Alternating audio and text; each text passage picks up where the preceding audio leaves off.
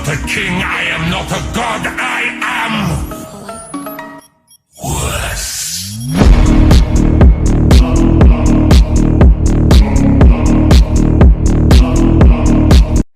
Hello students, welcome on dreamer study. हम लेकर आए हैं अभी topic dual nature of radiation. तो डुअल नेचर ऑफ रेडिएशन की अगर हम बात करें तो डुअल नेचर ऑफ रेडिएशन में यहाँ पर एक रेडिएशन पार्टिकल की तरह बिहेव भी कर रहा है और वेव की तरह भी बिहेव कर रहा है। क्लियर हुआ? यहाँ पर डबल रोल कर रहा है। इससे पहले हमने इंट्रोडक्शन में बताया था कि ऐसा पॉसिबल हो सकता नहीं है, ऐसा पॉसिबल है, और इस पर एक बहुत लंबी बहस छिड़ी थी कि जो रेडिएशन है या लाइट है वो जो है वेव इन नेचर है या पार्टिकल इन नेचर है। इज इट क्लियर और नॉट? अच्छा, अगर हम बात करें यहाँ पर ये तीन phenomena interference, diffraction and polarisation, ये सारे के सारे इस पर जो है किस पर डिपेंड करता है, मतलब कौन सा नेचर इसको जो है कर पाता है, वेव नेचर ऑफ रेडिएशन, है ना। वेव नेचर ऑफ रेडिएशन को शो कर रहा है ना, या वेव नेचर ऑफ रेडिएशन से ये हो पा रहा है फिनोमेना। क्लियर ना? मतलब कि जब हम लोग इंटरफेरेंस या डिफ्रैक्शन या पोलराइजेशन कर रहे हैं तो वेव नेचर आ रहा है। क्लियर ना? अगर हम बात करें photo electric effect and competent effect, ये जो है पार्टिकल नेचर ऑफ रेडिएशन से प्रूव हो पा रहा है। तो एक तरीके से आप लोग देखेंगे तो यहाँ पर लाइट क्या है, डुअल नेचर शो कर रही है। क्लियर? अच्छा, यहाँ पर light dual nature of light क्या है? Light got dual nature because light behave like particle as well as wave simultaneously. तो अभी हम डुअल क्यों बोल रहे हैं, लाइट का डुअल नेचर क्यों बोल रहे हैं यहाँ पर? इसलिए बोल रहे हैं क्योंकि वो पार्टिकल और वेव दोनों की तरह क्या कर रही है, बिहेव कर रही है। क्लियर? इतना क्लियर है ना? अच्छा हाँ, अगर हम इंटरफेरेंस की बात करें तो यहाँ पर दो लाइट रेज जो है मीटिंग होती हैं और डार्कनेस को प्रोड्यूस करती हैं, है ना। But in case of corpuscular theory, मतलब कि पार्टिकल की बात करें तो अगर हो सकता है दो पार्टिकल आपस में मिले तो वो दोनों एक दूसरे को डिस्ट्रॉय ही कर दें, है ना। इस वजह से यहाँ पर पार्टिकल ने, कॉर्पस्कुलर थ्योरी ने ये सब जो है नहीं शो कर पाया, नहीं इनके बारे में बता पाया। क्लियर ना? अच्छा, एक चीज और भी है। अब जैसे कि हमारे दिमाग में आएगा कि वेव ने, हम लोग बात कर रहे हैं कि जो हमारा फोटो इलेक्ट्रिक इफेक्ट है उसको हमारा वेव नेचर क्यों नहीं एक्सप्लेन कर पाया। इसके पीछे का एक रीज़न था कि हमारा जो भी फोटो इलेक्ट्रिक इफेक्ट होता है, इलेक्ट्रॉन एमिशन का जो प्रोसेस होता है, अभी आगे जाकर के एक्सप्लेन करेंगे, है ना, अच्छे से डिस्कस करेंगे उसके बारे में। तो वो डिपेंड करता है फ्रिक्वेंसी पर डिपेंड करता है ना, इंटेंसिटी पर डिपेंड नहीं करता। बट यहाँ पर वेव में क्या बोल रहा है कि ये एक इंटेंसिटी के साथ गई, है ना। इंटेंसिटी चाहे जितनी भी ज़्यादा या कम हो, एमिशन ऑफ इलेक्ट्रॉन पर कोई भी फर्क नहीं पड़ने वाला है। क्लियर ना? एमिशन ऑफ इलेक्ट्रॉन पर फर्क पड़ेगा बट किस पर नहीं पड़ेगा, उसकी काइनेटिक एनर्जी पर कोई फर्क नहीं पड़ने वाला है। अगर हम बात करें इन दोनों के एग्जाम्पल्स की, डुअल नेचर में वेव का, और जो है अगर हम बात करें किसका, पार्टिकल नेचर का, तो इन दोनों के एग्जांपल का अगर हम अभी आपको समझाएंगे तो हो सकता है आपके समझ ना आए, क्योंकि आप लोग को आगे डिस्कस करना है, then you understand the whole phenomena. But आप इतना समझिए, डुअल नेचर में जिक्र कर रहा है सिर्फ और सिर्फ कि कभी जो है लाइट रे या रेडिएशन वेव की तरह बिहेव कर रही है और कभी वो जाकर के पार्टिकल की तरह बिहेव कर रही है। तो यहाँ पर अब हम लोग पढ़ने वाले हैं डिस्कवरी ऑफ इलेक्ट्रॉन। तो डिस्कवरी ऑफ इलेक्ट्रॉन की अगर हम बात करें तो सबसे पहले विलियम क्रूक नाम के एक साइंटिस्ट आए, फिजिशियन आए, साइंटिस्ट आए, और उन्होंने 1870 में क्या किया, यहाँ पर एक जो है बिल्कुल ही लो प्रेशर वाला एक बिल्कुल ही पूरा एक वो ले लिया, ठीक है। वहाँ पे वैक्यूम जनरेट कर दिया इन्होंने, ठीक है। बहुत ही लो प्रेशर था, एक तरफ एनोड था और एक तरफ क्या था, कैथोड था। नीचे हाई वोल्टेज का एक जनरेटर लगा दिया। क्लियर? और हुआ क्या, इसको जो है डिस्चार्ज ट्यूब है, यहाँ से डिस्चार्ज होना शुरू हुआ और यहाँ से, ठीक है, ये डिस्चार्ज होना शुरू हो गया और ये डिस्चार्ज होकर के इधर की तरफ जाना शुरू हुआ और यहाँ पर जा करके कुछ ग्रीन ग्रीन ग्लो हुआ। क्लियर? और फिर जो विलियम क्रूक थे उन्होंने ये बात फाइंड करी और बोला कि ये कुछ और नहीं है, इन्होंने नाम दे दिया cathode rays. Clear? William crook जो थे इन्होंने इनको नाम दे दिया कैथोड रेज, है ना, क्योंकि ये निकल रही थी कैथोड से। क्लियर? बट जो है हमारे एक और साइंटिस्ट थे जिनका नाम था जे थॉमसन। जे थॉमसन ने E/M रेशियो दिया और इन 1897 में इन्होंने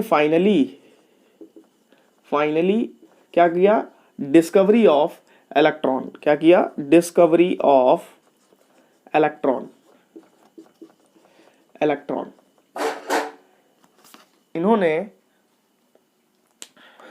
डिस्कवरी ऑफ इलेक्ट्रॉन किया। इन्होंने बोला, क्या बोला, अपना एक एक्सपेरिमेंट, इन्होंने कई सारे एक्सपेरिमेंट परफॉर्म किए है ना, और इन्होंने क्या किया, एक चीज़ और भी बोली थॉमस जे थॉमसन ने। क्या बात बोली, इन्होंने यहाँ पर अलग अलग मेटल प्लेट रख करके देखी है ना, जिंक, कॉपर, अलग अलग। इन्होंने बोला सब में एक चीज़ तो कॉमन है, सबसे निकलने वाली जो ये निकल रही हैं, ये जो रेज निकल रही हैं वो सब में कॉमन है। और एक चीज़ और भी है, अगर वो रे जो है पॉजिटिव की तरफ जा रही है तो वो कैसी होगी, नेगेटिवली चार्ज होगी। क्लियर। तो जे थॉमसन ने ये बात जो है बोली कि जो भी ये निकल रहा है ना नेगेटिवली चार्ज, तो इसको हम लोग क्या बोलेंगे, है ना, इसको हम लोग इलेक्ट्रॉन का नाम इन्होंने फाइनली 1897 में इलेक्ट्रॉन का नाम दिया। क्लियर। और इनके E/M रेशियो बहुत ज़्यादा काम आया और जो है उसी से ये कहीं ना कहीं उस रिसर्च तक पहुँचे, उस कंक्लूजन तक पहुँचे कि ये कुछ और नहीं है, क्या है, इलेक्ट्रॉन है। क्लियर। तो एक तरीके से देखा जाए तो origin of discovery of electron 1870 से स्टार्ट हुई और कहीं जा कर के 1897 में ये डिस्कवरी कंप्लीट हो पाई, है ना।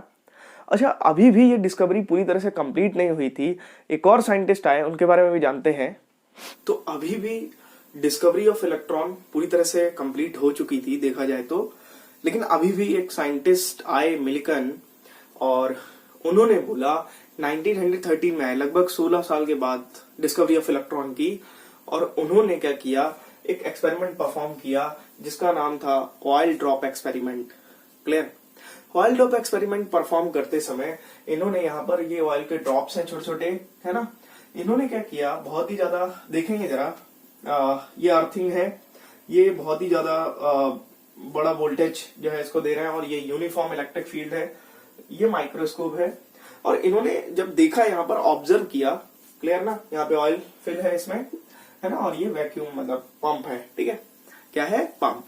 इन्होंने जब ऑब्जर्व किया और देखा तो इन्होंने कहा कि जो एक ऑयल ड्रॉप है उस पर जो चार्ज है, मान लेते हैं चार्ज है E, है ना, वो इंटेग्रल मल्टीपल होगा। क्या होगा, इंटेग्रल मल्टीपल, क्योंकि जो सबसे छोटा चार्ज होगा वो क्या होगा, E, है ना। लास्ट तक आते आते इन्होंने कहा ये चार्ज कुछ और नहीं है, ये क्या है, इलेक्ट्रॉन है ना। तो वो कुछ और नहीं है, यहाँ पर इंटीग्रल मल्टीपल ऑफ इलेक्ट्रॉन है। तो यहाँ पे हमने नोट लिख दिया है, क्या है, at last Millikan explain the charge on one oil drop is an integral multiple of electron.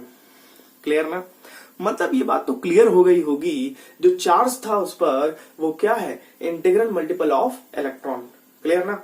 अच्छा, ये जो है ना, ये मिल्कन ऑयल ड्रॉप एक्सपेरिमेंट है, ये आप पहले चैप्टर में जब जाएंगे, फर्स्ट यूनिट जब पढ़ेंगे इलेक्ट्रिक फील्ड एंड चार्जेस, तो वहां पर वहां पे जो है इसको डिस्कस करते हैं, Millikan oil drop experiment. Clear. But 7th unit में आकर के dual nature of radiation and matter wave, यहां पर भी आकर के इसके बारे में डिस्कस करते हैं, कई जगह नहीं भी करते हैं। तो चलिए आगे बढ़ते हैं। तो आप लोग स्क्रीनशॉट ले लें इसका। तो यहां पर अगर हम देखेंगे जो कंक्लूजन निकल करके आया वो क्या आया डिस्कवरी ऑफ इलेक्ट्रॉन का, तो electron is a negatively charge constituents of matter. Negatively charge constituents of matter, matter जो भी मतलब एटम होता है, मतलब इलेक्ट्रॉन जो है वो क्या है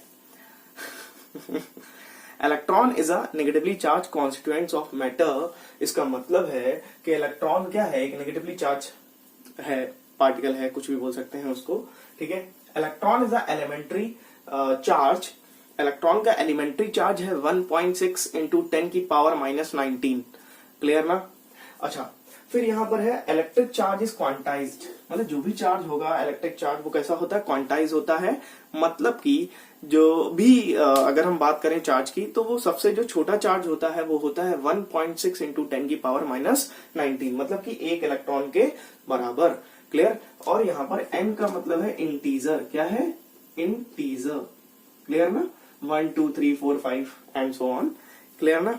अच्छा, यहाँ पर देखेंगे specific charge E/m ratio Thompson, ठीक है।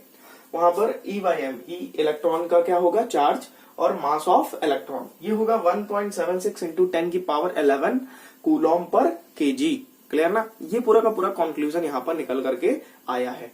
तो चलिए आगे बढ़ते हैं। तो यहाँ पर हम बात करेंगे एमिशन ऑफ इलेक्ट्रॉन के बारे में। तो देखिए जरा एमिशन ऑफ इलेक्ट्रॉन किस तरीके से होता है, जरा ध्यान से देखेंगे। एमिशन ऑफ इलेक्ट्रॉन होने के लिए क्या होगा, एक एक्सटर्नल एनर्जी की जरूरत पड़ती है जो कि बाहर से आती है ना, जो कि मोस्ट ऑफ ऑल जो है कभी रेडिएशन होंगे, है ना, कभी जो है यूवी रेडिएशन होगा, कभी कुछ होगा, है ना। इसके फॉर्म में आकर के वो इलेक्ट्रॉन पे आकर के स्ट्राइक करेगा और इलेक्ट्रॉन यहाँ से एमिट हो जाएगा। क्लियर। बट होता क्या है, जो एनर्जी है उसमें एक मिनिमम एनर्जी रिक्वायरमेंट होता है जिसको बोलते हैं वर्क फंक्शन। देखें जरा, minimum energy required by an electron to escape from the metal surface. देखो होता क्या है, एक मिनिमम एनर्जी की रिक्वायरमेंट है, जैसे कि मान लेते हैं 2 इलेक्ट्रॉन वोल्ट की रिक्वायरमेंट है एनर्जी की, बट हमको क्या मिल रहा है, 1.9 इलेक्ट्रॉन वोल्ट मिल रहा है। तो यहाँ पर एमिशन ऑफ इलेक्ट्रॉन नहीं होगा, है ना। क्लियर ना। अब जैसे कि अब हम एक आपको एग्जांपल देते हैं, मान लेते हैं आपको एक ऐसी जगह जाना है जहाँ का किराया 500 रुपये है, फेयर 500 है, बट आपके पास जेब में है 400, है ना, आपकी पॉकेट में है 400 रुपीज़। तो आई थिंक आप जो है एक उस जगह पर नहीं जा पाएंगे, मतलब आप नहीं जा पाएंगे। क्लियर ना। बट अगर आपकी जेब में 600 या 500 रुपीज़ हैं तो आप वहाँ पर जा पाएंगे। क्लियर ना। अगर ज़्यादा रुपीज़ होते हैं या ज़्यादा एनर्जी होती है तो कोई प्रॉब्लम नहीं है। जैसे यहाँ पर 1.9 की जगह एनर्जी हो जाती 2.9 इलेक्ट्रॉन वोल्ट, तो इलेक्ट्रॉन एमिशन हो जाता ईजिली, और बचा हुआ जो 0.9 इलेक्ट्रॉन वोल्ट है वो इलेक्ट्रॉन की काइनेटिक एनर्जी को क्या करता, इनहेंस करता। क्लियर ना। तो इसी वजह से मान लेते हैं इसका अगला पॉइंट है वो क्या है, डिनोटेड बाय फाई नॉट।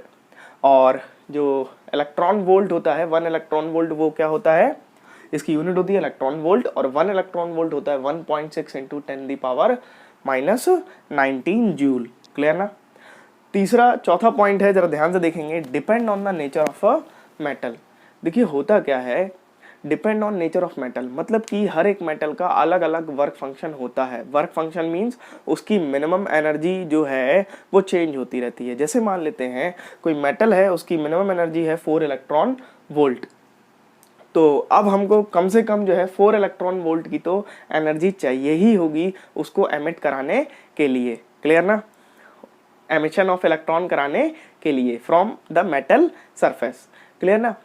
तो ये चीज है, मतलब वर्क फंक्शन क्या हो गया, इस बारी चेंज हो गया। अलग अलग मेटल के लिए अलग अलग क्या होता है, वर्क फंक्शन होता है। आप लोग ध्यान रखिएगा इस बात को।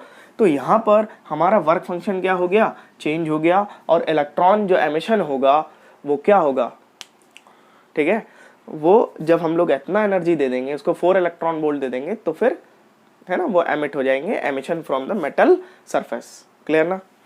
अच्छा, एक चीज और भी पूछना चाहता हूँ, मतलब बताना भी चाहता हूँ, वो ये है कि जैसे एग्जांपल मैंने दिया था कि एक जगह से दूसरे जगह जाने का फेयर था 500। अब मान लेते हैं आप जो है दिल्ली जाएंगे तो अलग फेयर है, बॉम्बे जाएंगे तो अलग फेयर है, तो हर जगह का अलग अलग फेयर है, समझ रहे हैं ना।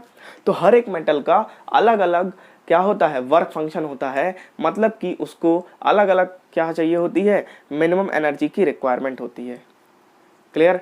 तो चलिए इस वीडियो में हम इतना ही रखते हैं, मिलते हैं नेक्स्ट वीडियो में जिसमें हम आप से कई सारे एक्सपेरिमेंट डिस्कस करने वाले हैं। और आप लोग ध्यान रखें कि अगर आपको कुछ भी नहीं समझ आ रहा है तो हमारे टेलीग्राम चैनल पर या कमेंट सेक्शन में आकर के बताएं कि आपको कहाँ पर क्या बात नहीं समझ आई है। क्लियर ना? अभी तो हम प्रॉपर थ्योरी पर वर्क कर रहे हैं इस चैप्टर की, फिर हम इसके डेरिवेशंस और इसके न्यूमेरिकल्स भी डिस्कस करेंगे। और एग्जाम ओरिएंटेड जो क्वेश्चंस हैं CBSE, ISE sorry and UP board, all 3 boards के जो है जितने भी क्वेश्चंस हैं हम सारे के सारे कराने वाले हैं। क्लियर ना? तो पहले तो जो ये थ्योरी है वो सभी के लिए कॉमन है, तो आई थिंक आप सभी को इसको थ्योरी को एंजॉय करना चाहिए। क्लियर ना? और समझना भी चाहिए। एंजॉय करने का मतलब समझना चाहिए। ठीक है? समझ में अगर नहीं आ रही है तो आप लोग पूछें। Okay, bye all of you, take care. And आप लोग जो भी कोई डाउट होए तो आप लोग जो है पूछें ज़रूर, है ना? ये बहुत ही इंपॉर्टेंट है। Okay, bye.